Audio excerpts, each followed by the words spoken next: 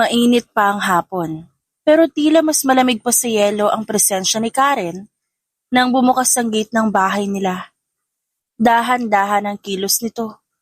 Halos parang multo na dumaan sa sala. Nasa dining table si Camille. Nagsusulat sa planner habang may hawak na tasa ng kape. Napalingon siya sa marahang tunog ng gate at agad siyang napatayo na makita ang kapatid. Ate Camille, isang basag na tinig ang pumunit sa tahimik na bahay. Karen? Lumapit agad si Camille. Kita sa mukha ang pag-aalala. Oh my God! Ano nangyari sa'yo? Ba't ganyan na itsura mo, ha? Namumugto ang mata ni Karen. Pulang-pula ang gilid ng ilong. Nanginginig ang lower lip niya habang pinipilit ngumiti. Isang pilit na ngiting puno ng sakit. Okay lang ako. Bulong nito. Pero halata sa kilos na hindi totoo.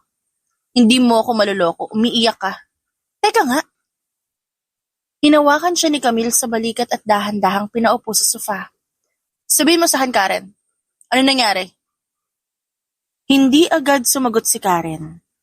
Pinisil niya ang palad ng kanyang ate habang nakayuko. Saka napahikbi na parang bata. Hindi ko na kaya, Ate Camille. Parang may sumiklab na apoy sa dibdib ni Camille. Ano ibig mo sabihin? Yung mga ka-team ko sa trabaho. Bulong nito habang pinupunasan ng luha. Palagi na lang ako yung napapansin nila. Kahit simpleng mali, pinapalaki. Kahit yung walang mali, pinipintasan. Hindi ko na alam kung anong problema nila sa akin. Naniningkit ang mga mata ni Camille. Hawak pa rin ang braso ng kapatid. Pangalan. Gusto ko ng mga pangalan. Umiling si Karen. Wala din naman mangyayari. Sa HR nga, sinabi ko na. Pero parang sila pa yung galit sa akin. Sinabihan pa ako na baka sensitive lang ako. O baka dahil hindi pa ako sanay. Pero ate, hindi lang to isang beses. Umigpit ang hawak ni Camille sa gilid ng mesa. Ano pang sinabi nila? Tinawag nila ako liability. Alam mo nin, tanga, lampa. Isa pang nagsabi na, ba't ba ito natanggap? Dahil may connect siguro. Tapos nagtatawanan sila. Kahit sa harap ng supervisor. Wala man lang reaksyon. Tahimik lang yung supervisor. Parang okay lang sa kanya. Tila may gumapang na lamig sa buong katawan ni Camille. Pero ang loob niya naglalagablab. Ano ang pangalan ng kumpanyang to ulit? Tanong niya. Kalmado pero mababa ang boses. De Vera Enterprises. Napangisi si Camille. Hindi isang masayang ngisi. Isa yung ngising may halong galit. Tumayo siya mula sa sofa. Tumalikod at nagsimulang maglakad paakyat ng kwarto. Ngayon lamang nagsabi ang kapatid niya tungkol sa nangyayari dito sa kumpanya. Napapansin niya din na parang palaging umuwi ang kapatid niya na hindi okay. Tapos gano'n ang kanya maririnig. Ate Camille, magbibihis lang ako. Sagot niya habang hinuhubad ang suot na t-shirt. Baka sabihin nila cheap tayo kung susugod ako nakasando. Please wag na, wag ka nang pumunta. Too late, Karen. Huminto siya sa hagdan at tinignan ng kapatid. Alam mo, kung ba't kita pinapaalalahan na lumaban palagi? Kasi hindi lahat ng tao matino. At kung wala silang balak tumino, ako mismo ang pipilit sa kanila. Pagkababa niya, suot niya ang isang plain white button-down blouse, fitted slacks, at low-toed heels. Maayos ang buhok na tinirintas pababa sa likod at hawak ang bag. Handa na siyang sumugod. Suguri ng mga taong pinag-iinitan ng kapatid niya. Teka ate, hindi mo alam kung sino-sino, baka lumala pa eh. Pigil ni Karen. Mas malala kung tatahimik lang tayo. Isa lang hindi nila naiintindihan. Tumingin si Camille diretso sa mata ng kapatid. Hindi nila alam kung sinong ate ang meron ka, okay? Hindi na siya hinintay ni Camille sumagot. Dire-diretsong naglakad dito palabas, isinara ang gate ng may diin at sumakay ng taxi. Habang nakatitig si Karen sa pintuang muling nagsara, hindi niya alam kung dapat ba siya matakot o maiyak ulit. Dahil sa mga sinabi sa kanya, o O dahil sa kung ano magagawa ng ate Camille niya kapag galit ito. Hindi maiwasan ni Karen na kabahan. Kilalang kilala niya ang kapatid. Hindi ito magpapatalo at ayaw nitong inaapi siya. Sobrang palaban ng kanyang ate. Kaya naman gano'n na lang ang kabog ng kanyang dibdib. Wala pang 5 minuto, mula nang lumabas si Camille ng bahay. Bumalik siya agad sa gate. Galit ang mga mata at hawak ang cellphone. Wala palang HR niyo tuwing Sabado. Iritang sabi niya habang binubuksan ulit ang gate. Pero may branch sila sa BGC. Pupuntahan ko pa rin. Kung wala ang HR, supervisor ang haharapin ko. Ate Camille, please naman. Humarang si Karen sa sala. Hawak ang palad ng kapatid. Pilit siyang pinakakalma. Ayoko nang lumaki to. Karen. Singhal ni Camille. Lumaki na nga to eh. Umiiyak ka na sa bahay. Alam mo ba hindi normal yan? Hindi parte ng pagsasanay ang pagtawag sa'yo na tanga. Hindi acceptable yung bullying kahit gaano ka kabago. Humakbang si Karen paatras. Nangingilid na naman ang kanyang luha. Pero ate, baka matanggal ako. Ayoko masalo pa ako masabihan ng masama. Ayoko na iskandalo. Biglang bumukas ang front door. Anong iskandalo ito? Boses yun ng kanilang ina. Si Aling Mirasol. Kasunod nito ang kanilang ama na si Mang Tomas. Kagagaling lang sa labas, may dalang bayong ng prutas. Ay, Diyos ko, umiiyak na naman si Karen. Ano ba nangyayari? Bakit anak? Bulalas ng ina at mabilis nilapitan ng bunsong anak. Pa. Umiiyak si Karen habang mabilis na niyakap ang ina. Sinaktan ba yan? Tanong agad ni Mang Tomas tumitig kay Camille. Hindi naman physically pa. Sagot ni Camille at diretsong tumayo. Pero hinayaan siyang ibuli na mga kasamahan niya. Paulit-ulit siyang pinapahiya, pinagtatawanan at ginagawang katawa-tawa sa harap ng supervisor. Kahit HR walang kwenta, walang ginawang putik. Nainggit ata yung mga yan dahil maganda si Karen. O baka paborito siya ng CEO. Camille, mahinahong sabi ng kanilang ina. Anak, baka pwede namang daanin mo na sa maayos. Maayos? Umiling si Camille nang lalaki ang mga mata. Ma, ilang beses nang ginanyo yung kapatid ko. Sabi niya, maraming beses na siyang pinahiya. Ngayon lang nagsumbong sa akin. Tapos sasabihin natin, ayusin lang. Hindi nila binigyan ng respeto yung anak niyo, ha? Hindi naman ako papayag doon. Pero hindi rin tama na sugurin mo sila.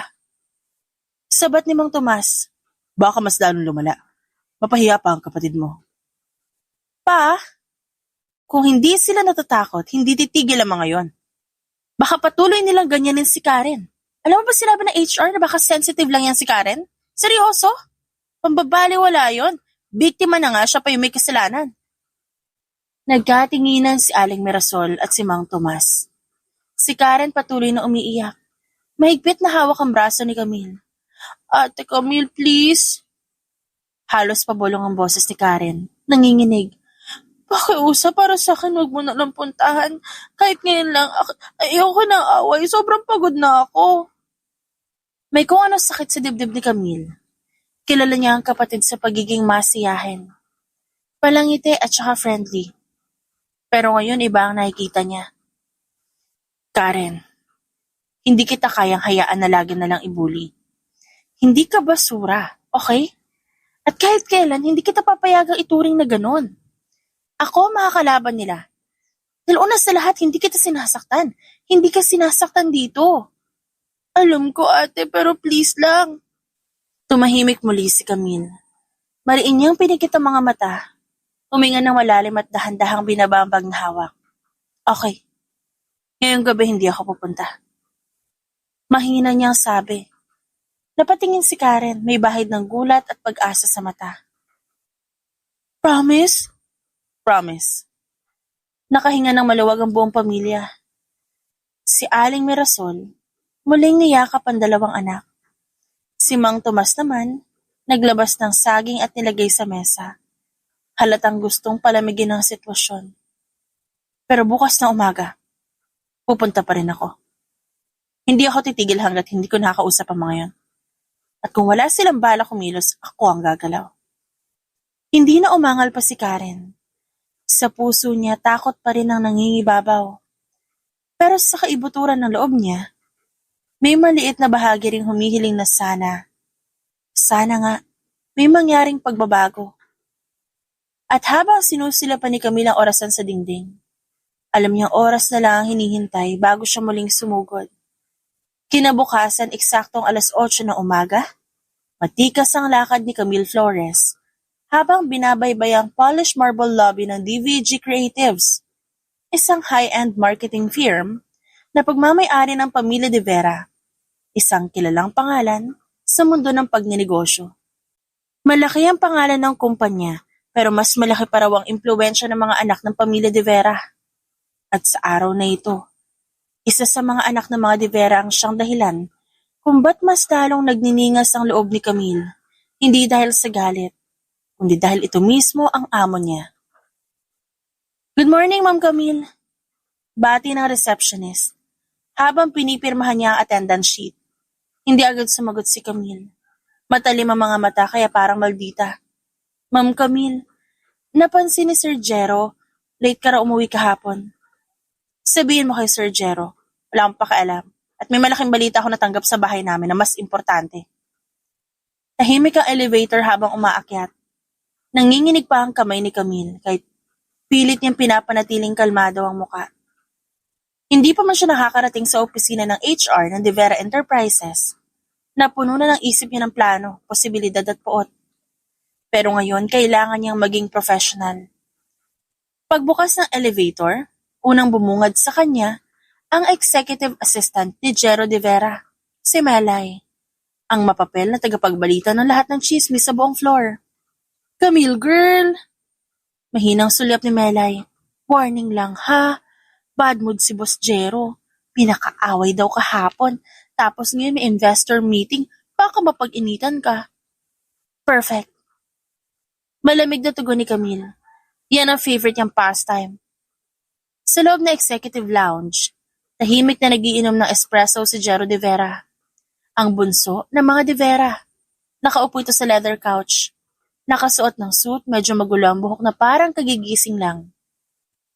Pero kahit magulo ang ayos, hindi may tatangging may karisma ang lalaki. Madalas nakangiti, palabiro at sobrang palakaibigan.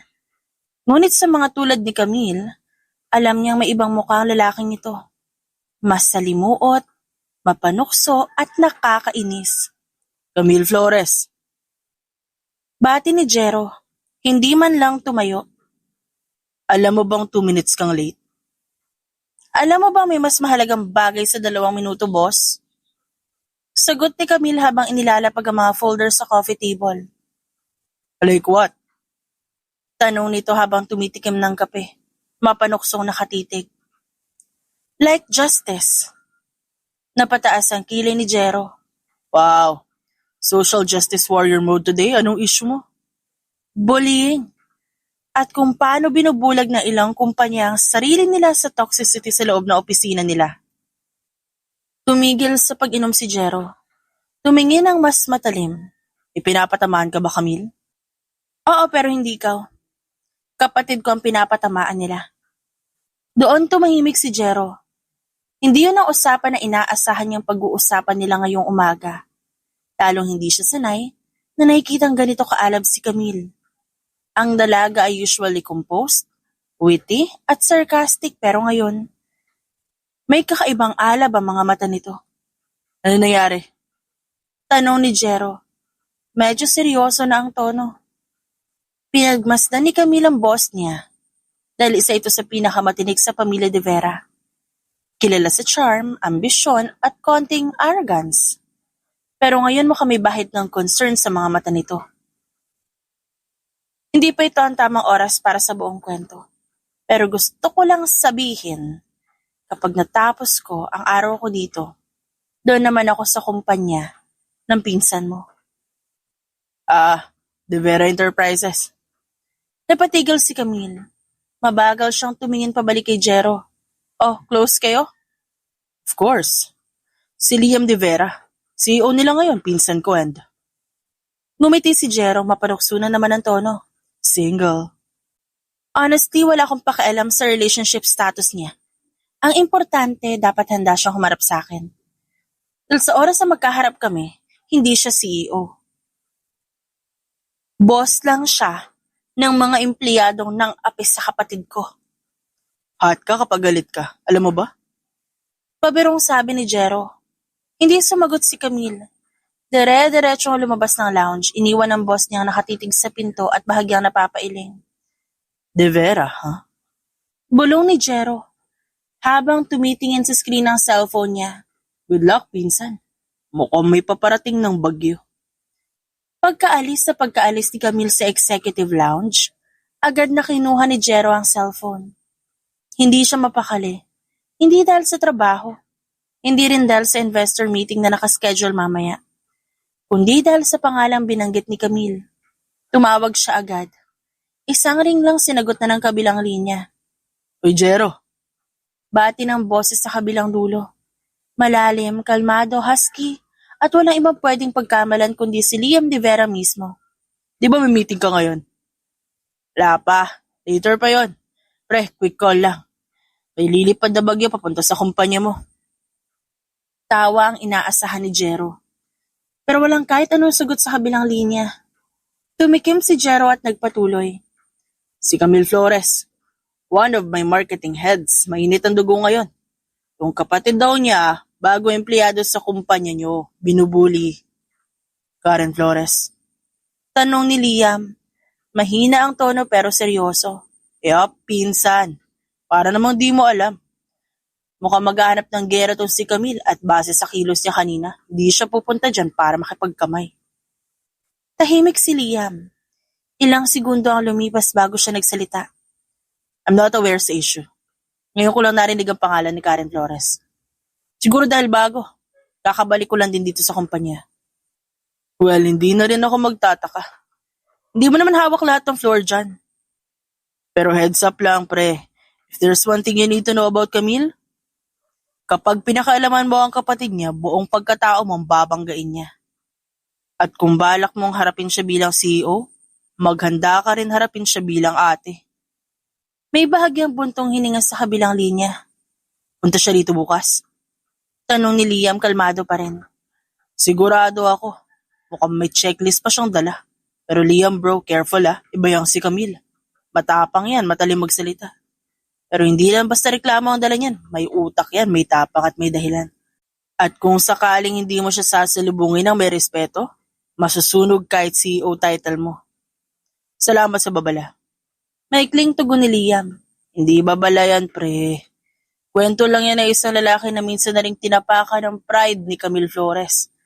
At hanggang ngayon, natatandaan ko pa kung gaano ako binalibag. Hindi gamit ang kamay, kundi mga salita niya. Napangisi si Liam. Ngunit bahagya lang. That is noted. O ikaw na bahala. Basta heads up lang, maganda ka. Bagyo yan. Pagkababa ng tawag, hindi agad gumalaw si Liam. Tahimik siyang nakaupo sa leather chair ng kanyang opisina sa De Vera Enterprises Tower. Tanaw ang buong skyline ng Taguig. Karen Flores, Camille Flores. Si Camille ang pinakakilala niya at hindi niya makakalimutan ito hanggang ngayon. Binuksan niya ang company directory. Ilang pindot lang, lumabas ang file ni Karen Flores, probationary employee, sa isang department na malayo sa kanya. Supervisor, Lea Sarmiento. Department Head, Ricardo Santa Maria. Tumawag agad siya sa intercom. Jessa, i-pull mo lahat na incident reports, evaluation o kahit informal na feedback tungkol kay Karen Flores sa team ni Santa Maria. I want everything on my desk within an hour. Yes, sir. At habang sinasara niya ang monitor, isang bagay ang bumabagabag kay Liam. Hindi ang problema, kundi ang babaeng paparating. Hindi pa man sila nagkikita, pero parang nararamdaman niya na. Ang muling banggaan nila ni Camille Flores, magiging isang sigalot na hindi niya basta-basta malilimutan. Kinabukasan, mainit ang ulo ni Camille habang palakas ng palakas ang bawat takbang niya sa hallway ng De Vera Enterprises. Suot ang itim na blazer, ang pointed heels niyang halos magmarka sa tiles sa tindi ng diin. At ang hawak niyang envelope na tila ba isang sandata, Halata sa bawat kilos na hindi siya pumunta ron para makipagngitian. Sa likuran, halos mapatakbo si Karen. Takot at namumutla. Ate, please, wag na. Okay na ako, nakausap ko na si HR kahapon. Ayoko na ng gulo, ate. Pero hindi natinag si Camille. Hindi niya binagalan ng lakad. Hindi rin niya tinanggal ang pagkakakunot ng noo. Hindi ako pumunta dito para sa gulo, Karen. Pumunta ako dito para makausap sila. Para matuto yung mga hinayupak na yon kung sino dapat galawin at kung sino hindi. Pagdating sa reception, agad siyang lumapit sa desk. Nasaan ang HR? I need to speak with them now. Madiing sabi ni Camille. Nagkatingin na ng dalawang receptionist, gulat at bahagyang natataranta. Ma'am, do you have an appointment po? Wala akong appointment. Pero may karapatan ako magreklamo. Karen Flores, probationary employee. Binubuli, minamali at pinagtatawanan, inaapi. Gusto niyong hintayin ko pa may mangyaring masama bago niyo ako kausapin? Muling sumubok si Karen na hilahin siya. Ate, please. Pero hindi siya pinansin ni Camille. Lumapit ang isang security personnel. Sinusubukang ayusin ang tensyon. Ma'am, kung maaari po. Kung di niyo ako papapasukin sa HR office, ako mismo ang maglalakad papasok doon. At kung kinakailangan pa ng media coverage para marinig to, believe me, I know the right numbers to call. Napalingon ang lahat. Tahimik ang buong lobby. Ang iba'y napapabulong. Nagmamadaling lumapit ang isang babae na corporate attire. Tila mula sa HR. Ma'am Camille ba? I heard there is a concern. Maaari po ba tayo mag-usap sa loob? Hindi lang tayo mag-usap. Magbibilangan tayo ng batas sa responsibility at respeto. Pumasok silang dalawa sa conference room. Naiwan si Karen sa labas, nanginginig pero hindi makakilos. Pagpasok, diretsong inilapag ni Camille ang envelope sa lamesa. Statement ng kapatid ko. Listahan ng mga empleyadong patuloy siyang inaapi. Proof ng chat logs, audio recording ng tawanan habang pinapahiya siya sa pantry. Anong gagawin niyo dito? Ma'am, we sincerely apologize. Hindi po ito ang values na pinapairal namin dito sa kumpanya. Rest assured, we will investigate. Investigate? Putol ni Camille. Habang naghihintay kayo ng resulta ng investigation nyo, araw-araw na tinatamaan ng problema yung mental health ng kapatid ko. Ganyan ba kayo dito? Mas inuuna ang proseso kesa dignidad ng tao? Nagkibit balikat ang HR. Halatang naiipit. Ma'am, gusto po sana namin iset ng formal meeting with our management. Sa ngayon po kasi, then set it now. Set it now. I want to talk to the one in charge, the top, yung CEO nyo, si Liam De Vera. Nagkatingin na ng HR at assistant na nasa gilid. Sir Liam is currently in a closed-door meeting. Then tell him, Camille Flores is here. At kung di siya lalabas, pasensyahan tayo. Tumayo si Camille, iniwan ang kausap. Siya mismo ang haharap at maghahanap ng CEO na yon. Tahimik ang lounge. Ang mga empleyado ay halos hindi gumagalaw sa kanika nilang lamesa. Nasa isang lugar ang lahat ng mata, kay Camille. Na tila isang nag-aapoy na bagyong bigla na lang naglalakad sa isang eleganteng silid. Kasunod niya, ang HR personnel na walang nagawa kundi ang sumunod. Sa gilid ng glass panel ay si Karen nanginginig na nakikiusap pa rin. Ate please, tama na, nakikiusap ako. Pero hindi natinag si Camille. Ang bawat galaw niya ay matatag, matapang at walang preno. Nasaan ang CEO nyo? Lalabas ba siya? O ako ang papasok? Sigaw niya. Tahimik ang buong paligid. Hanggang sa bumukas ang pinto ng inner office. Doon niya unang nasilayan ng isang matangkad na lalaki. Naka-dark gray suit, magulo ang buhok. Pero ang presensyang dala malamig at mabigat. Si Liam De Vera. Diretso ang tingin niya kay Camille. Tila sinusukat ito. Tahimik ang paligid at walang gustong kumibo. Ako si Liam De Vera. Aniya sa malalim at kontroladong tinig. At mukhang ikaw ang hinahanap ko. Hindi umiwas ng tingin si Camille. Good. Mas maigi kung alam mong ako ang problema mo ngayon. Lumapit si Liam, mabagal ang hakbang. Tumigil siya sa tapat ni Camille. Halos isang dangka lang ang pagitan nila. Hindi ko alam kung anong issue. Pero I expect you to explain yourself in a professional manner. Professional? Ha! Humalakak si Camille, mapait. Kung professional ang turing sa empleyado dito, hindi ako pupunta dito. Pero dahil hinayaan niyo masaktan ng kapatid ko sa harap ng mga kasamahan niya, ako na yung gagawa ng trabaho niyo bilang pinuno. Lumingon si Liam sa HR. Pa-clear mo na ang lounge. Everyone out! Nagmamadaling nagsialisa ng mga empleyado. Naiwan si Camille, si Karen sa may gilid at si Liam. Sir Liam, sinubukang pigilan siya ni Karen. Pero binigyan lang siya nito na isang tingin. This is between me and your sister. Muling hinarap ni Liam si Camille. Okay? That's good to know. Muntik na umirap ang lalaki. Pero nanatili siya sa ganung pwesto. I'm listening. Ang kapatid kong si Karen, binubuli ng mismo empleyado niyo, tinatawanan, nilalae, pinagchismisan. Hindi niyo ba alam? Ngayon ko lang nalaman. At kung totoo yan, may pananagutan ako bilang CEO pero walang pero. Ang totoo, wala akong pakialam kung ikaw pa may-ari ng buong kumpanya. Kung di mo kayang protektahan ng bawat empleyado sa loob ng kumpanya mo, hindi ka rin karapat-dapat sa posisyon mo. Saglit na katahimikan. Isang malalim na tensyon sa pagitan ng dalawang taong parehong sanay mamuno. Parehong sanay makipagbanggaan. At sa hindi inaasahang segundo, imbes na sumagot, hinakbang ni Liam ang distansya sa pagitan nila. Hinawakan niya ang braso ni Camille. Hindi marahas, pero sapat para mapasulyap siya. Tignan mo nga yan. Ikaw pa lang. Buong floor na ang pinatahimik mo. Bitiwan mo ako. Malamig ang boses ni Camille. Pero hindi siya nito binitawan. Sa halip tumingin ito sa kanya. Matalim, diretso at kakaibang tingin. Tahimik ang paligid ng executive lounge. Ang bawat empleyado na kanina abala sa kanilang trabaho, tila napako sa lugar. Ang tensyon ay makakapa sa hangin. Parang bawat paghinga, may kasamang dagundong ng kung anong paparating na dilubyo. Sa gitna ng lahat ng ito, magkalapit ang dalawang katauhan, si Camille at Liam. Si Camille may matigas na paninindigan at buo ang loob. Kahit ang pintig ng puso niya ay mabibilang. Hindi siya natinag sa presensya ng pinakakilalang CEO sa industriya.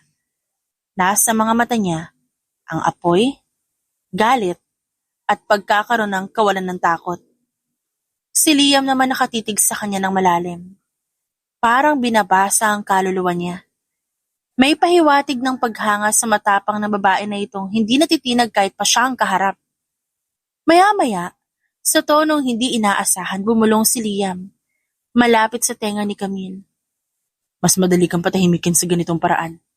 Bago pa siya makakilos, hinila siya nito palapit. Konti na lang ang pagitan nila. At biglang nangyari ang isang bagay na hindi niya inaasahan. Hinalikan siya ni Liam de Vera. Walang babala, mabilis, mainit, mapangahas ang labi nito.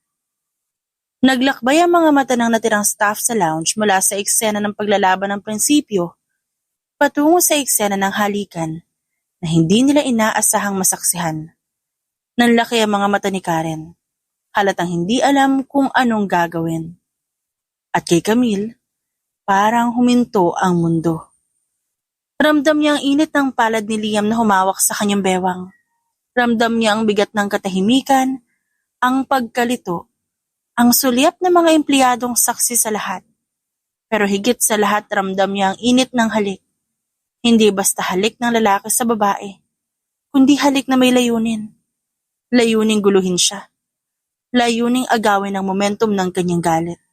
At doon siya natauhan. Isang saglit lang ang kailangan para manumbalik ang katinuan niya. Kumala siya ng bahagya, sa kabuong puwersang pinalipad ang kanyang palad. Isang malakas, masakit, at matunog na sampalang gumising sa lahat.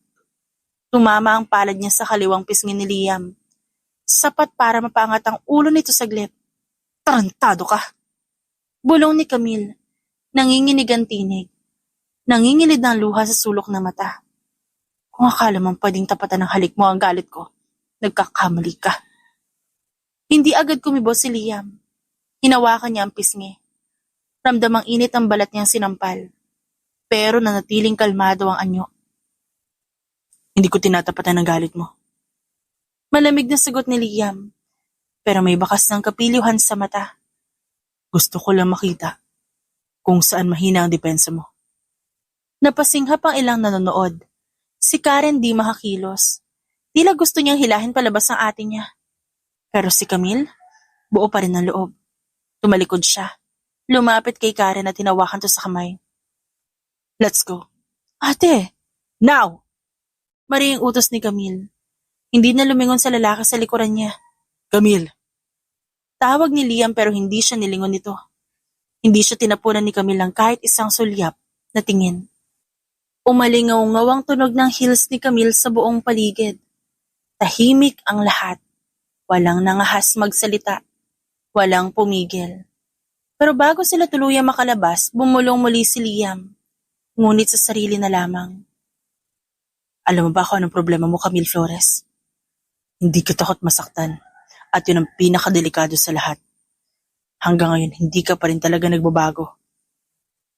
At habang sinasabi niya ito, hindi niya maikakaila ang kakaibang paghanga sa babaeng humarap sa kanya na walang takot.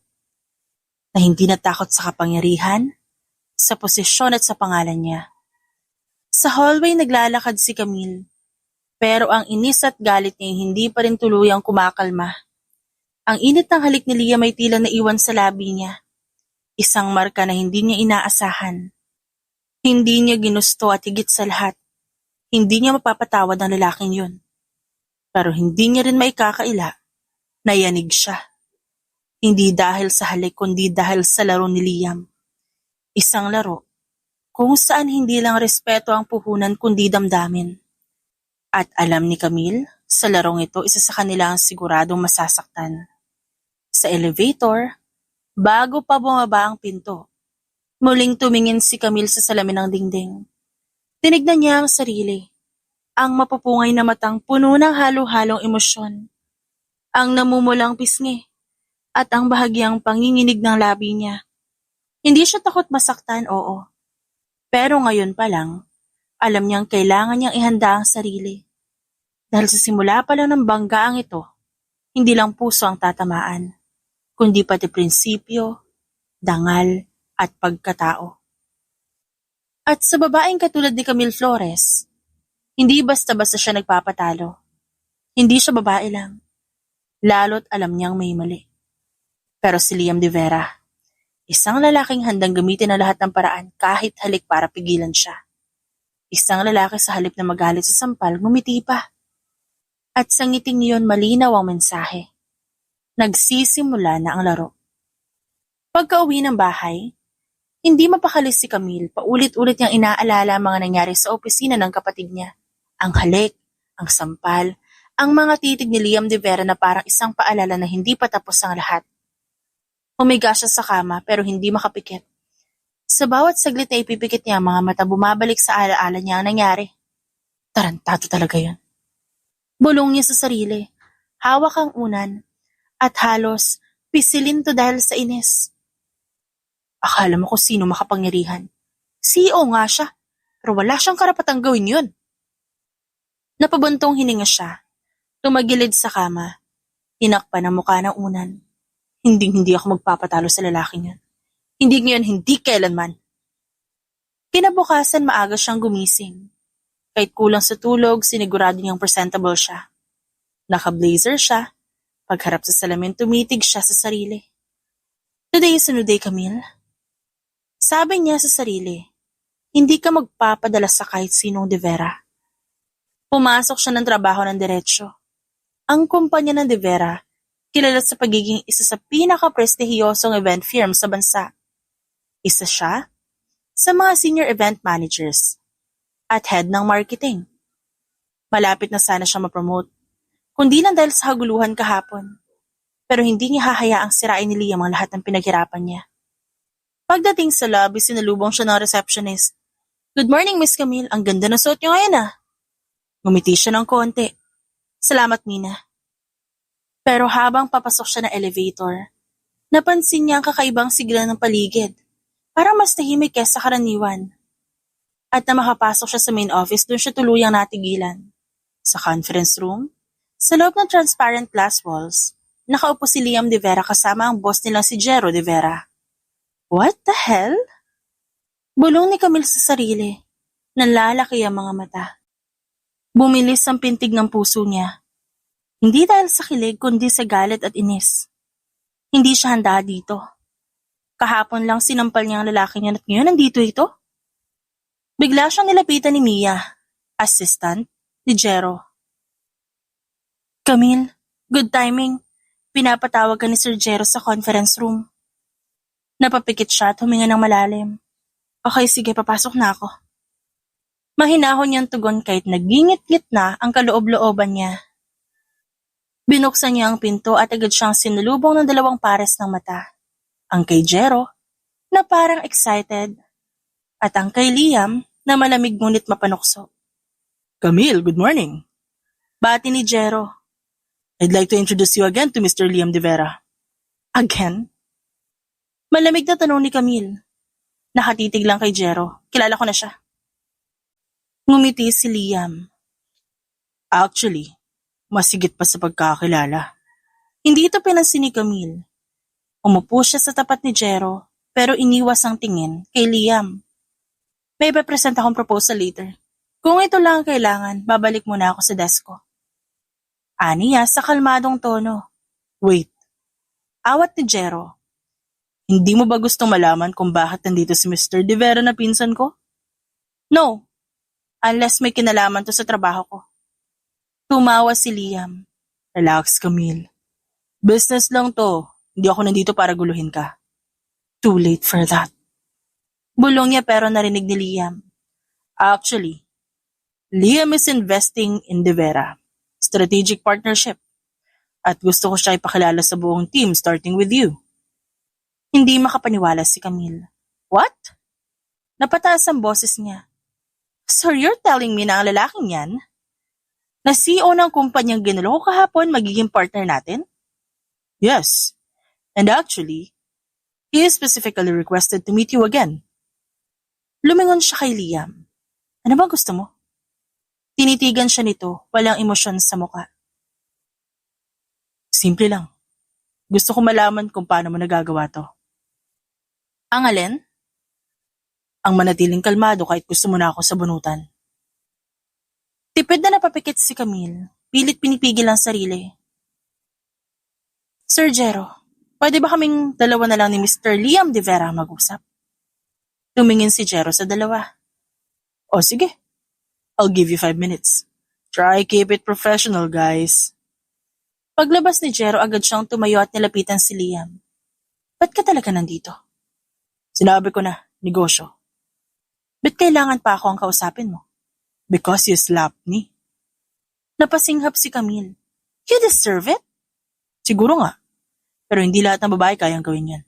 At lalo nang hindi lahat, nakakabighani habang ginagawa yon. Kung akala mo maa-attract ako sa'yo, dahil sa twisted na approach mo, sorry ka na lang, hindi ako interesado. Naglakad siya papalayo. Pero tinig ni Liam ang pumigil sa kanya. Hindi ko kailangan ng interes mo, Camille. Pero kailangan kita makasama sa proyektong to. At ayoko ng drama. Kaya kung kaya mo magpaka-professional, gawin mo. Kung hindi, aalis ako and your boss loses a big investment. Tumigil siya sa paglalakad. Hinigpitan ang hawak sa folder niya. Fine. Pero kapag lumagpas ka ulit sa linya, hindi lang sampal ang aabutin mo. Gumiti si Liam. Kahit hindi niya ito nakikita. Noted, Miss Flores. Lumipas ang ilang linggo, ang dating tensyon sa pagitan ni Camille at Liam unti-unting napapalitan ng pakikisama, ng tahimik na pag-intindi sa isa't isa, at mga simpleng sulyap na may kahulugan. Hindi pa rin sila madalas magkasundo sa opinyon, pero ngayong mas sanay na sila magtrabaho ng magkatabi, mas madalas ang palihim ng ngiti, ang biruan sa kapehan, at ang maikling usapan pagkatapos ng meeting na hindi lang tungkol sa trabaho. Kanina pa ako pinipigilan ni Jero na tanungin ka pero seryoso ako. Gusto mo ba talaga yung supplier na yun? Tanong ni Liam habang sabay silang naglalakad palabas ng opisina matapos ang late night meeting. Gusto ko ang output nila pero hindi yung attitude. Mas gusto ko yung consistency kaysa magaling lang kapag gusto nila. Napangiti si Liam. Ayan ka na naman. May punto ka pero ang hirap mo i-please. Hindi ako para i-please, Liam. Di ba't alam mo na yan? Tumigil si Liam sa paglalakad. Saglit siyang natahimik. Camille, ano bang ginagawa natin? Napakunot ang noon ni Camille. Ano ibig mo sabihin? Huminga ng malalim si Liam. Saka tumingin sa kanya. Malalim at seryoso. Ginugulo mo na naman ako. Wala akong ginagawa na kahit ano Exactly. At doon ako pinaka nabubwisit. Dahil kahit wala kang ginagawa, damang-dama pa rin kita. Liam! Camille, kailangan mo na siguro malaman ng totoo. Anong totoo? Hindi ako galit nung sinampal mo ako. Actually, parang deserve ko yun. But Camille, ang dahilan kung ba't di kita makalimutan, kung ba't di kita mapakawalan kahit pa dapat, dahil mahal pa rin kita. Nanlamig ang batok ni Camille. Huwag kang magbiro ng ganyan. Hindi ako nagbibiro. Hindi pwede. Camille, we were something real back in college. Nagsimula tayo bilang magkaibigan. Ikaw yung babaeng una kong minahal. Hindi lang dahil matalino ka o maganda o matapang. Pero dahil ikaw yun, taong kayang tumbasan lahat ng yabang ko ng may tapang. Walang pretensyon, walang takot. Tumingin si Camille sa kanya at hindi na makasagot. Alam ko ako ang dahilan kung ba't tayo naghiwalay noon. Mas pinili ko unahin ang ambisyon ko, ang negosyo ng pamilya namin. At umalis ako hindi nagpaalam. Dahil duwag akong harapin ka. Pero mula noon, wala nang ibang naging katulad mo. Ba't ngayon mo lang sinasabi? Ha? Mahinang tanong ni Camille. Dahil ngayon lang ulit kita nakita. At ngayon lang ulit ako nagkaroon ng lakas ng loob. Tahimik silang dalawa. Ang gabing tahimik ay parang lalong nagpapatindi ng bigat na usapan. Camille, mahal pa rin kita. Kahit anong gawin ko, ikaw pa rin ang hinahanap-hanap ko. Bumuntong hininga si Camille.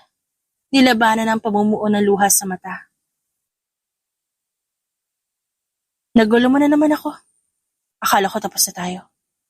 Pwede ba ulit? Kung may kahit konting chance, kahit pamaliit lang, hindi ba pwedeng subukan natin ulit? Napatingin si Camille sa kanya.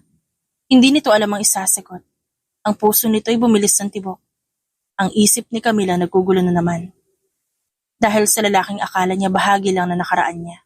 Pero ngayon, pilit bumabalik sa kanyang kasalukuyan. Isang linggo na mula nung insidente ngayon sa conference room. Pero hanggang ngayon, pilit pa rin pinapanatili ni Camila ang distansya kay Liam. Simula na opisyal silang i-assign bilang core team ng bagong luxury event project ng De Vera Enterprises, naging mas madalas sa mga meeting nila. Planning, site inspections, supplier negotiations, laging magkasama, laging magkausap, laging may tensyon sa pagitan nila. Pero si Camille palaban pa rin. Walang bahid ng kahinaan tuwing kaharap ang lalaki. O Camille, bati ni Jero habang papasok ng boardroom. Nandito na pala kayo ni Liam. Tumingin siya sa dulo ng mesa. Naroon nga si Liam.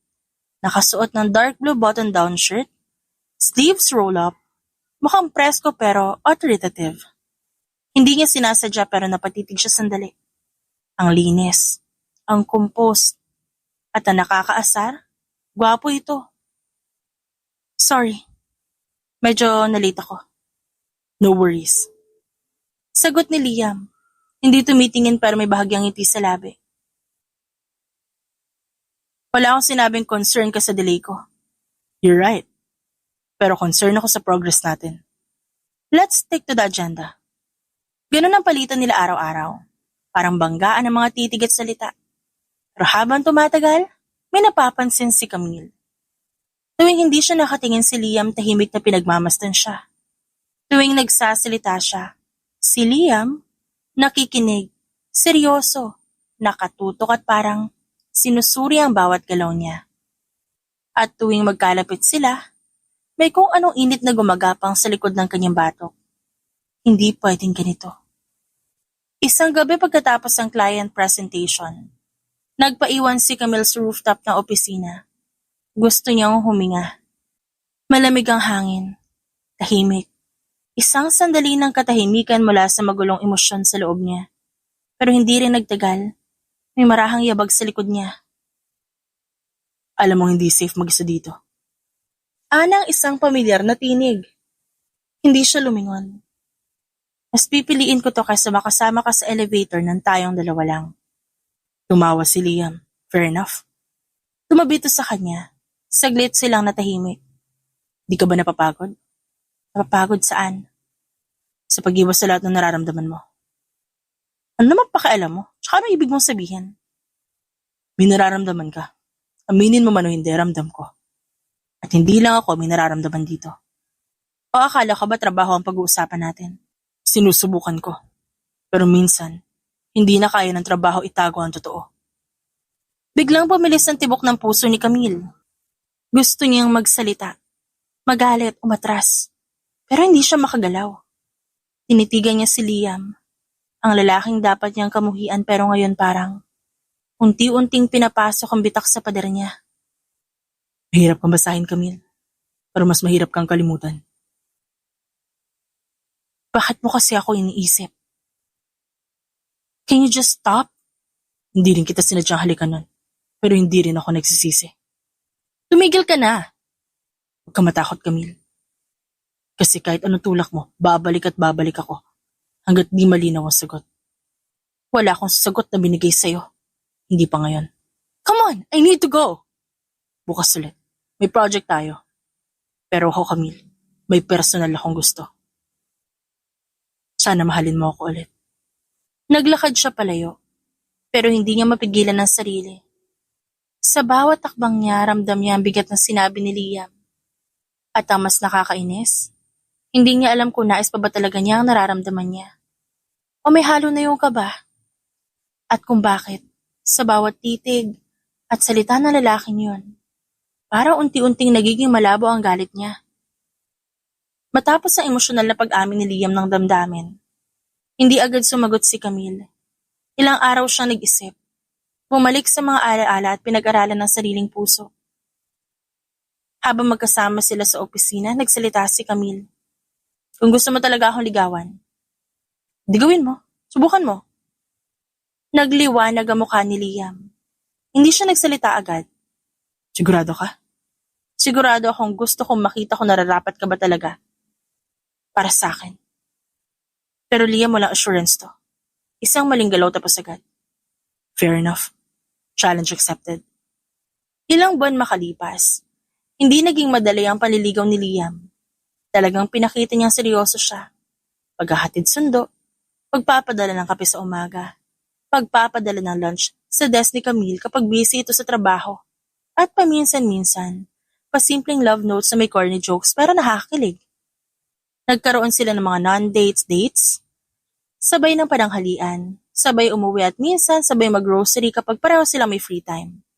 At unti-unti bumalik ang kilig. Unti-unti natutunan ni Camille na hindi dapat siya na puno ng galit. Unti-unti niyang pinayagan ang sariling puso na mahulog ulit. Isang Sabado ng gabi, nagkayayaan silang mag-date sa isang tahimik na rooftop cafe na may city view. Maganda ang panahon, may mahinang hangin at tahimik ang paligid. Suot ni Camille ang simpleng puting dress na paborito ni Liam para sa kanya. At ang lalaki naman nakasuot ng dark blue button-down, desente at formal. Habang kumakain ng dessert, ngumiti si Camille. Okay, aminin ko. Hindi ko inakalang marunong ka manligaw. Tumawa si Liam. Hindi rin ako sigurado nun pero na-inspire ako eh. Baka kaya mo lang sinabing mahal mo ako ulit kasi gusto mong ma-challenge. Hindi lang yun. Nandito ka pa rin kasi, Camille. Kahit ilang taon na lumipas, kahit ilang babaeng dumaan, wala ni isa sa kanila ang pumalit sa'yo. Totoo? Tumango si Liam. Kung papayagan mo ako, gusto ko maging parte ulit ng buhay mo. Nang mas matino, nang mas totoo. Bago pa siya makasagot, napalingon si Camille sa may dulo ng cafe. May mga bagong dating at laking gulat niya na makita kung sino. Si Jero? Gulat niyang bulong. Napalingon si Liam. Kasama si Karen. Natigilan si Camille. Hindi sila nakita ng dalawa. Naglakad si Jero at Karen patungo sa medyo tagong bahagi ng cafe. Magkalapit tahimik ang usapan. Nagkatinginan sina Liam at Camille. Do we say hi? Hintayin muna natin. Parang seryoso yung usapan nila eh. Tahimik silang nagmasid mula sa medyo malayong mesa. Hindi nila marinig lahat, pero may ilang piraso ng usapan na lumalakas kapag tumataas ang boses ni Karen. Hindi ko na kaya itago, Jero. Mahinang sabi ni Karen. Ayoko na ng patagong relasyon. Lalo na ngayong buntis na ako. Parang natigil bigla ang mundo ni Camille. What? Bulong niya. Nanlalaki ang mga mata. Karen's pregnant?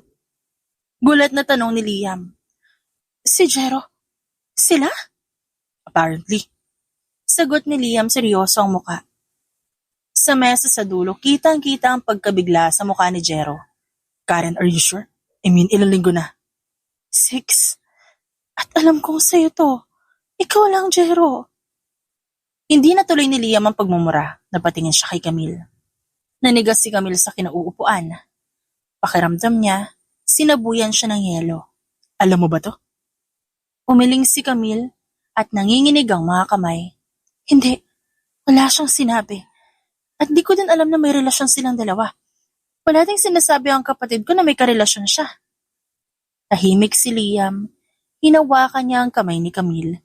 Marahang pinisil. Anong gusto mong gawin? Gusto niya lapitan ang kapatid. Gusto niya i-confront si Jero. Pero sa sandaling yun, wala siyang ibang magawa kundi mapako sa kinauupuan. Habang ang damdamin niya parang binabayo ng kung ano-anong emosyon. Galit, pagkabigla, takot at sakit. Di ko alam. Mahinang sagot niya.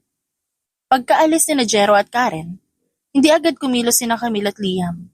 Nakatulala lang si Camille sa lamesa. Nangako naman si Liam na hindi niya ito pipilitin magsalita. Pero nanatili ang lalaki sa tabi niya. Liam, bakit parang mas masakit pa to kaysa nung iniwan mo ako dati? Napatigal si Liam at hindi agad nakasagot. Because she's your sister. At ako ang pinsan ng lalaking mukha, hindi pa siya kayang panindigan. Kahit ako, promise Camille, hindi ko rin alam. Akala ko sinusubok lang tayo. Pero ngayon parang sinasagasaan na. Tahimik si Liam. Tumayo siya saka pumunta sa gilid ni Camille. Umupo sa tabi nito. I'm here. Kahit anong mangyari, hindi ako aalis. Tumulo ang luha ni Camille, pero agad niya itong pinunasan. I need to talk to her. At si Jero? Later. Hindi ko alam kung paano ko haharapin yun. But Karen comes first. You're right. Sa likod ng ganda ng gabi, isang masalimuot na katotohanan ang muling gumulo sa mundo ni Camille. At sa dami ng dapat niyang itanong at harapin, isang bagay ang sigurado. Hindi na siya ang parehong Camille na nagpapadala lang sa emosyon. This time, she's going to fight smarter. Tahimik ang biyahe habang pauwi si Camille. Sa tabi niya si Liam at naroon ang pag-iinit sa dibdib niya kahit walang salitang lumalabas mula sa kanyang bibig. Nakatulala siya. Mahigpit ang hawak sa strap ng bag. Kagat ang labi na para bang pilit pinipigil ang emosyon. Camille. Mahinang tawag ni Liam habang nakahinto ang sasakyan sa harap ng bahay nila. Hindi siya tumingin, binuksan niya ang pinto. Pero bago bumaba, nagsalita siya.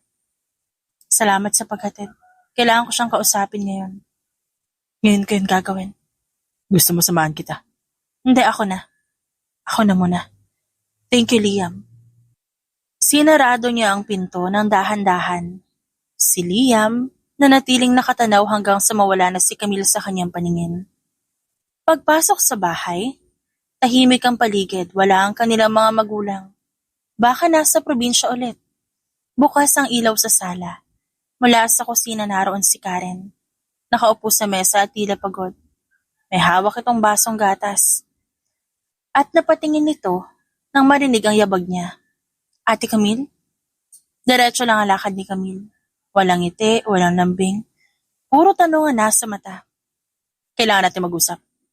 Napatigil si Karen. Kita ang kaba sa mga mata nito. Ngayon po? Ngayon. Umupo si Camille sa harap niya. Malamig ang tinig pero ramdam ang pagpipigil. Kanina, nasa isang cafe kami ni Liam. Doon ko kayo nakita ni Jero. Nanlaki ang mata ni Karen. Hindi ko alam kung sinadya ba yun ng tadhana o talagang malas lang ako pero narinig ko. Ate, buntis ka? Hindi na nakasagot si Karen. Napayuko ito, hawak pa rin ang baso. Pero nanginginig na ang kamay. Buntis ka. Ulit ni Camille, mas malumanay.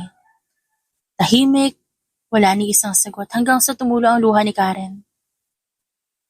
6 weeks. Ate, sorry. Bakit hindi mo sinabi sa akin? Takot ako. Takot saan? Napalakas ang boses ni Camille. Takot ka na magalit ako?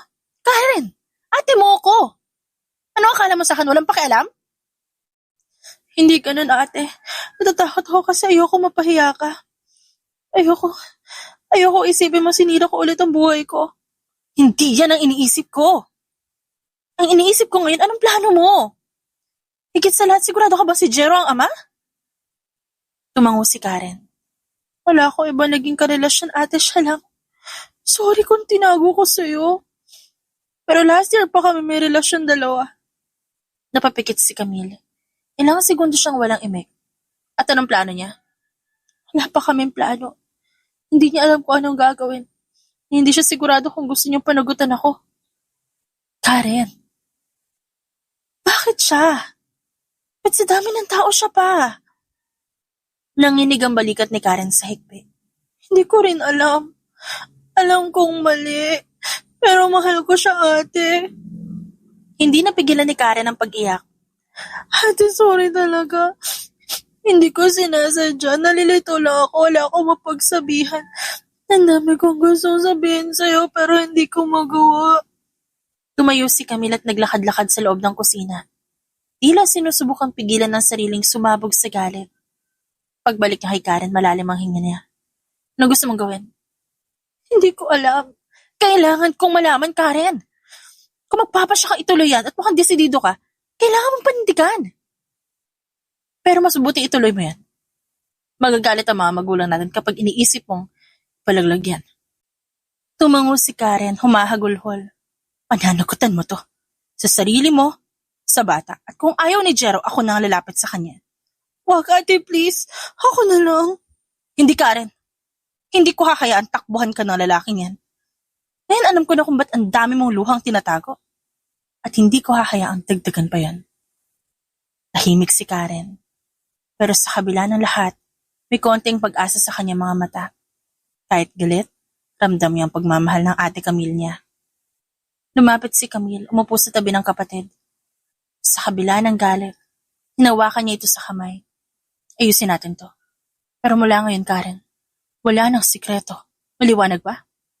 Kasi kahit anong mangyari, ako pa rin ang ate mo. Tumango-tango si Karen habang umiiyak. Sumuliyap kay Camille at nakita ang paghihinagpis sa mga mata. Niyakap siya ni Camille na mahigpit. Gumanti rin siya ng yakap. Puno ng pagsisisi at paghingi ng tawad. At sa yakap na yon, alam ni Camille na marami pa silang haharapin. At hinding-hindi niya pababayaan ang kapatid niya. Kinabukasan, tahimik si Karen sa likod ng kotse habang binabagtas nila ni Liam ang private village ng mga De Vera. Mahigpit ang hawak niya sa laylayan ng kanyang blouse. Tila ba pilit kinakalma ang nanginginig niyang kamay. Sa likod ng tahimik na paglalakbay, ramdam ang kaba sa kanyang dibdib. Sigurado ka ba dito, Karen? Pwede pa natin pagpaliban. Umiling si Karen. Hindi ko na kayang itago. At kung may dapat makaalam, sila yon, lalo na si Jero. Tumango si Liam sa kamuling tumuon sa kalsada. Okay, nasa likod mo kami. Pagtapat ng sasakyan sa malaking gate ng De Vera residence, agad bumukas ang pinto at sinalubong sila ng kasambahay. Sir Liam, nandito po kayo. Nasa loob po sina Jero at Mr. and Mrs. De Vera. Salamat. Papasukin mo rin si Karen, guest natin siya. Nang makapasok sila, bumungad ang malawak na sala. Sa gitna nito nakaupo si Jero sa sofa, kasama ang mga magulang. Eleganteng nakabihis ang ina at seryosong nakabusiness attire ang ama. Agad na tumayo si Jero na makita ang pinsan niya. Liam, ano ginagawa mo dito? Naputol ang tanong niya na mapansin ang babae sa likod ni Liam. Karen? Biglang tumigil ang oras sa loob ng bahay.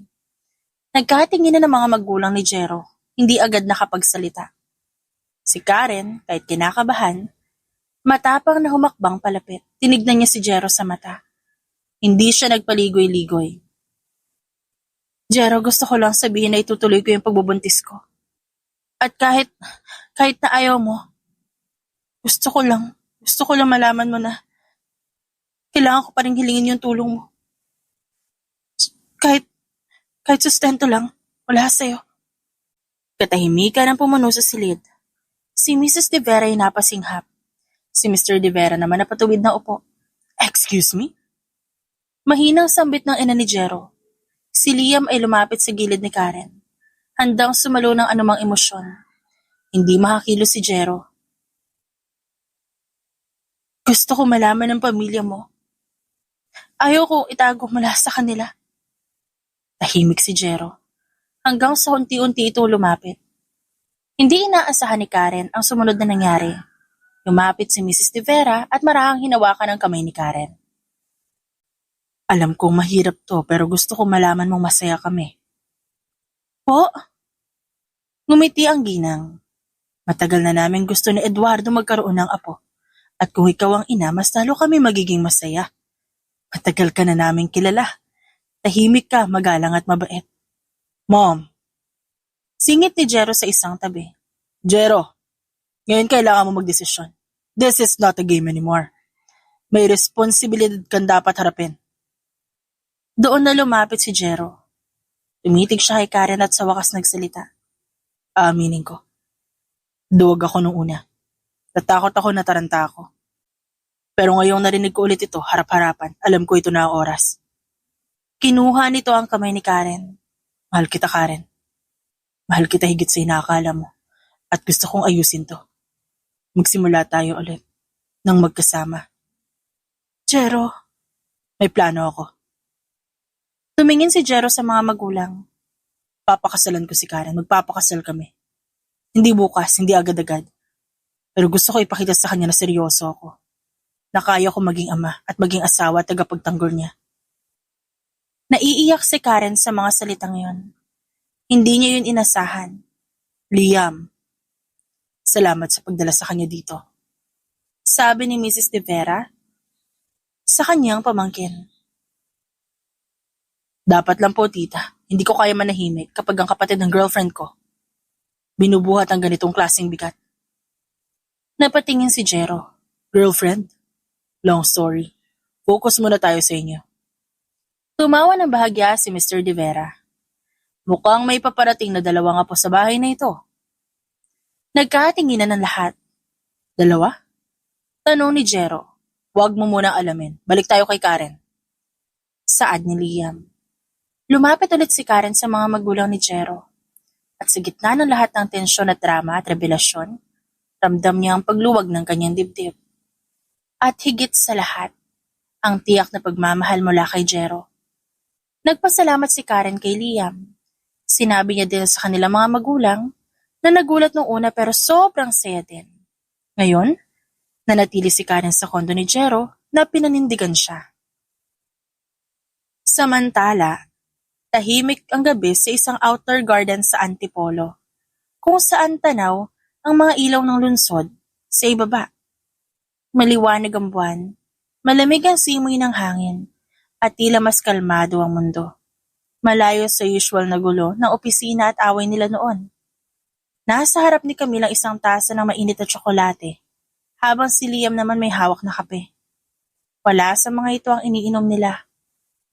Nagkatinginan sila, matagal, walang gustong maunang magsalita.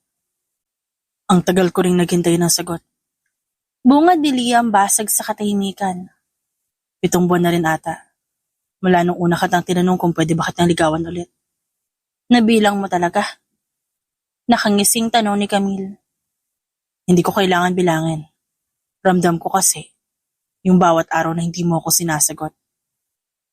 Tahimik lang si Camille. Maya-maya nagsalita ito. Bakit di ka sumuko? Dahil hindi ako sumusuko sa mga bagay na mahalaga sa akin. Napakurap si Camille. That answer hit deeper than she expected. Nakaramdam siya ng bahagyang kirot sa dibdib. Hindi dahil sa sakit, kundi sa takot na muling magmahal. Na baka tulad ng dati masaktan siya ulit. Akala ko noon, laro-laro lang tayo. Akala ko madali kitang kalimutan. Pero hindi. You're right. Hindi. Nagtagpo ang kanilang mga mata. Puno na ito ng kakalmantihan at katotohanan. Natakot ako. Kasi ikaw lang yung taong kayang basagin lahat ng pader na itinayo ko. Ikaw yung unang taong kaya akong pakalmahin. Gamit lang yung isang halik. Napapatahimik mo ko. Gusto mo ulitin ko? Subukan mo, sasapakin kita. Pareho silang natawa. Ngunit agad ding naging seryoso. Liam de Vera, wala ako ibang pinapangarap kundi maprotektahan ang sarili ko at ang mga mahal ko sa buhay. Kaya ako laging palaban, laging alerto, laging galit. Pero ngayon nandito ka at di ka sumusuko. Pwede bang ako naman ang sumugal ngayon? Ano ibig mong sabihin? Sinasagot na kita, Liam. Ano?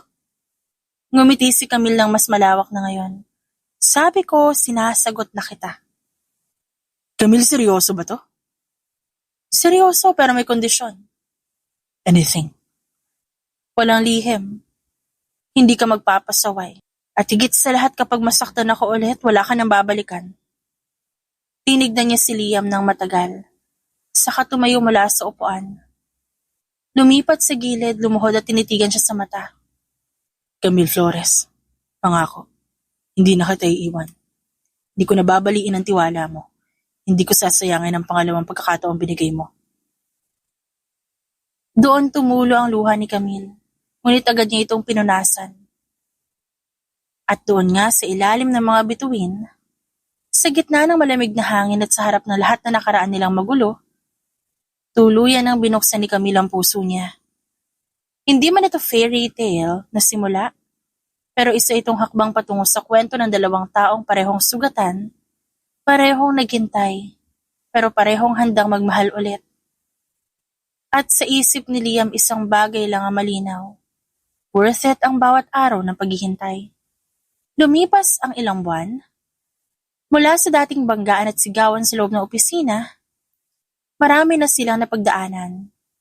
Pero sa dulo ng lahat ng iyon, natutunan nilang muling mahalin ang isa't isa ng mas totoo, mas buo, at mas malalim. Sa kabilang banda si Karen at Jero, lalong naging matatag. Hindi man naging madali ang simula nila, lalo na nang madiskubre ng pamilya ang pagbubuntis ni Karen. Ngunit sa dulo tinanggap at minahal siya ng pamilya de Vera, walang tanong. Ngayong gabi, isang intimate family gathering ang isinagawa sa Tagaytay, sa ancestral home ng mga de Vera. Isang simpleng selebrasyon ng bagong yugto sa buhay ng bawat isa. Sa garden may pa-barbecue. May fairy lights na nakasabit sa mga puno. May soft music na pinapatugtog sa likod at may mga matatamis na halakhak na naririnig sa bawat sulok. Sa veranda, habang palubog ang araw at unti-unting lumalamig ang simoy ng hangin, nakatayo si Camille, hawak ang isang baso ng iced tea. Suot niya ang isang off-shoulder na white dress, simple pero elegante. Tahimik lang siyang pinagmamasdan sina Karen at Jero sa garden. Nagtatawanan habang inaalalayan ni Jero si Karen. Napangiti siya. Sa dami na nangyari, sino mag-aakalang ganito pala ang ending nila? Masaya at payapa. Ganda ng tanawin, no? Saad ng pamilyar na boses sa likod niya. Napalingon siya at nakita si Liam. Suot ay isang navy blue na coat, light blue na inner shirt at dark jeans. Handsome as always. Pero ang mga mata nito ang pinaka-captivating dahil may ningning at may pagmamahal. Hindi tanawin ang tinitignan mo. Sagot ni Camille habang iningitian to. Ngumiti rin si Liam. I know, because I'm looking at you. Pero para sa akin, tanawin ka. Napailing na lang siya pero nakangiti. Sandali silang natahimik.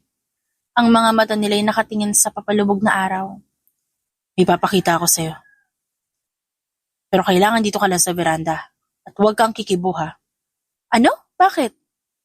Trust me. At bago pa siya makapagtanong, biglang nag-iba ang tugtog. Mula sa mellow jazz, naging soft-acoustic ng version ng isang sikat na kanta. Paboritong kanta nila noon pa. Napalingon siya kay Liam, pero hindi na ito nagsalita. Sa halip, tinapik nito ang balikat niya, saka naglakad paalis pababa sa garden. Naiwan si Camille sa veranda, medyo nagtataka, ngunit paunti-unting kinakabahan. Maya-maya, may narinig siyang humuhuning tunog pataas. At mula sa di kalayuan, sa langit na unti-unti nang dumidilim, may paparating na helicopter. Hindi siya makapaniwala. Lumingon-lingon siya sa paligid at lahat ng tao nakatingala din. Nang lumapit ang chopper, sa tapat mismo ng garden ng ancestral home, may binaba itong malaking banner na may nakasulat sa mahakapal at eleganteng font. Camille, will you marry me? Parang biglang tumigil ang oras para kay Camille. Naniga siya sa kinatatayuan. Napatakip siya sa kanyang bibig. Pero bago pa siya makagalaw, nakita niyang paakyat si Liam sa veranda. May hawak itong maliit na box. Nang makalapit ito sa kanya, lumuhod ito sa harapan niya. Camille Flores, simula nang pumasok ka ulit sa buhay ko, lahat nagbago. Ang gulo ng mundo ko noon, Camille. Puno ng kayabangan, galit at pride. Pero nung dumating ka, kahit sa paraang gusto mong basagin ang mukha ko noon, bigla ako natauhan. Bigla ko naalala kung sino ako at kung sino ang gusto ko maging. Mula sa araw na sinampal mo ko, pinagsabihan at pinatahimik, doon naging malinaw sa akin ang hinaharap. Ikaw lang ang babaeng kayang ituwid ang liku-liko kong landas, Camille. Ikaw lang ang babaeng kayang sabayan ang lakas ko at patahimikin ako gamit lang ang isang tingin. Alam ko, hindi naging madali ang lahat. Marami nangyari sa pagitan natin. Pero kahit ang pinakamasakit nating araw, kahit nung galit na galit ka sa akin, hindi ako tumigil. Dahil alam ko ikaw pa rin ang gusto ko makasama hanggang sa huli. Camille, mahal na mahal kita. At kahit naghiwalay tayo ng college, ikaw pa rin. Hindi ko kayang humanap ng iba dahil ikaw lang ang mahal ko. Sa bawat tawa mo, sa bawat pagkukulitan natin, sa bawat tahimik mong pagintindi sa akin. Alam kong ikaw na yung babaeng gusto ko makasama. You are my home. You are my peace. You are chaos and calm in one breathtaking package. Kaya ngayong gabi sa harap ng pamilya natin, sa ilalim ng langit at saksi sa dami nating pinagdaanan, gusto ko tanungin ng buong puso. Napasinghap si Camille. Naiiyak siya sa sayang nararamdaman. Kahit na ilang buwan pa lamang nang maging sila. Para kay Camille, siguro okay na yung ilang buwan na yon na mas makilala nila ang isa't isa. Sadyang pinaghiwalay sila ng tadhana, kaya naudlot ang pagmamahalan nila. Ngayon niya na-realize na may rason pala yon. Camille Flores, will you marry me? Tahimik ang lahat. Parang nahulog ang katahimikan mula sa langit. Hindi siya makapaniwala.